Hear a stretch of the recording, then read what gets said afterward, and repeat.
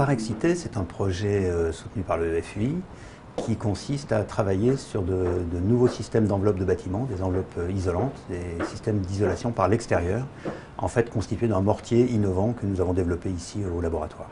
Parex.it, ce qui veut dire parement extérieur pour l'isolation thermique.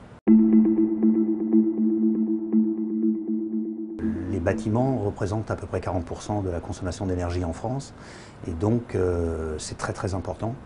Et le potentiel d'économie d'énergie, d'efficacité énergétique dans le bâtiment, enfin de gain d'efficacité énergétique dans le bâtiment est très élevé. Donc il s'agit de travailler sur la réhabilitation aussi bien que les constructions neuves. Pour les constructions neuves, on parle maintenant de labels comme le BBC, bâtiment basse consommation, ou de bâtiments à énergie positive. Il y a deux racines à ce projet. Il y a d'abord un travail mené pendant longtemps avec PCAS, un industriel donc sur la maîtrise du développement des aérogels de silice. En parallèle, nous avons conduit une recherche à notre laboratoire seul avec l'industriel Parexlanco pour l'élaboration d'enduits isolants formulés à partir d'aérogels de silice.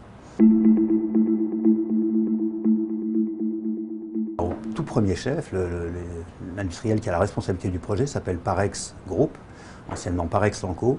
On a également dans la structure du partenariat un autre industriel qui est PCAS, avec qui nous avons élaboré des travaux sur les aérogels de silice. Et puis nous avons également le CEA INES pour sa plateforme de Chambéry, ainsi que le CSTB pour essentiellement sa division sur les enveloppes de bâtiments, et un industriel qui s'appelle Wienerberger, ainsi que l'Université de Savoie qui nous accompagne sur ce projet. Cette recherche-là, elle vise d'abord à élaborer un nouveau concept d'isolation par l'extérieur. Il faut bien voir que c'est assez nouveau, parce qu'en France, l'isolation par l'extérieur, ça reste très marginal. Un pays comme l'Allemagne est beaucoup plus coutumier de ça. En France, on a surtout des systèmes d'accrochage, des bardages par l'extérieur. Et là, on voulait faire un enduit isolant qui soit compatible avec les savoir-faire traditionnels du bâtiment. Donc, notamment pour la réhabilitation, c'est très important. Pour le neuf, ça peut l'être aussi. Cette recherche a d'abord eu une forte composante matériaux, quand il s'agissait d'élaborer, de faire exister ce nouveau matériau composite, un enduit isolant.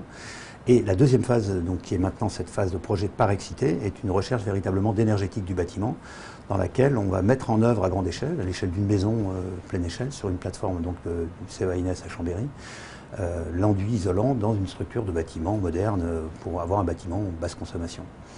Et des modélisations sont construites en parallèle et le bâtiment sera simulé pour pouvoir estimer les gains qu'on peut escompter aussi bien en termes d'efficacité énergétique, donc d'économie d'énergie réalisée, que de confort d'ambiance dans le bâtiment et également des apports dus à l'inertie thermique qu'on gagne en mettant l'isolation à l'extérieur.